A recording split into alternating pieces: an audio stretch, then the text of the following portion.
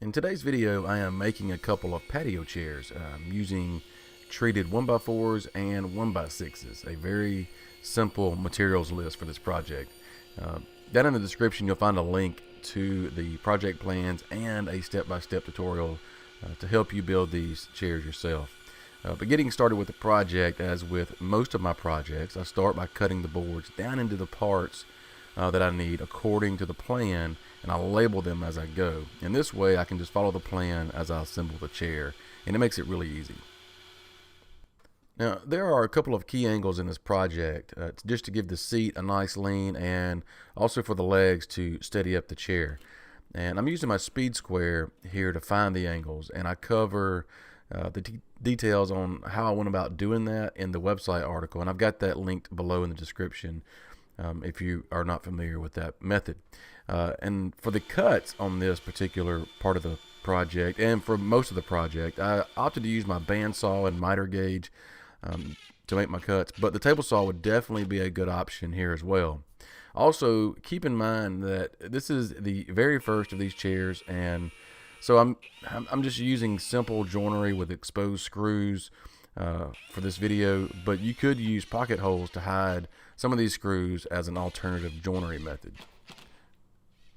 Now, I also want to mention that when I design and create a project with plans, most of the time I have to build the project after making the plans and then make changes as I go while I'm building, just to work out the kinks. And that's exactly what I did here in this chair build. The chair arms that you see are the second version that was created, and the seat back boards here in this clip needed to be trimmed down or ripped a little bit more at this point to allow for movement and just for overall aesthetics. Needless to say, I had to remove all of the screws in the back and seat to do that. It's just all part of learning. But now I want to take just a second to thank Atlas 46 for supporting what I do and for supporting this video. If you're new here, Atlas 46 makes the shop vest that I'm wearing. I wear the vest in the shop in most of my videos, and when I'm working on a project, they have other accessories that I wear, like a magnetic wrist strap for screws. But they're just a really cool company, so you can learn more about Atlas 46 by using the link in the description. So I wanted to add a cool little feature to these chairs, and I thought adding cup holders would be pretty cool. So I drilled a hole with a hole saw and ordered some stainless steel drop-in cup holders from Amazon, but in the end I decided on a different color, as you'll see later in the video. So I stained the chairs to match the shutters, columns, and picket fence I previously made for my house. I'll link those videos below in the description in case you missed them. Before I applied any finish to the chairs, I looked them over and I was very well pleased with how they came out. But after letting them sit out in the weather a few days, I noticed I needed to add one more piece. Towards the top of the seat back, the boards were starting to move and become unaligned. So went back to the shop, I cut out a quick back support, cut in a curve, and attached it, and it worked out great. This would keep the seat back boards in line, and it actually felt more secure. One thing I want to mention is that I would keep in mind when building these yourself is to keep the screws in a straight line. I let a few of the screws get out of line, and it just drives my OCD crazy.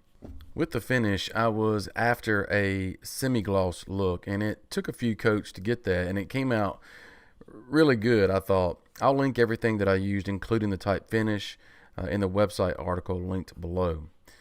But after the finish dried, I added a couple more finishing touches, one of those being hammered nails, and this is just purely for decoration, which I'm on the fence about. I added them in various places, just where the main joinery is. But let me know what you think about these hammered nails. I'm curious. Leave me a comment below. The other accessory, of course, is just a nice, simple seat cushion. I drilled 2 small holes near the bottom corners where the seat is, just to allow the strings to feed through, and tied them on. Here are the black cup holders I went with. I think they look better with the dark wood and black hammered nails. So I am very happy with how these came out, and since making them, I've had several folks sit in them and say they're comfortable. They are slightly higher than a regular chair, and the footrest is a nice touch as well. Click the website article link below for more details and the project plans. Please subscribe if you're not already, and thanks for watching. See you next time.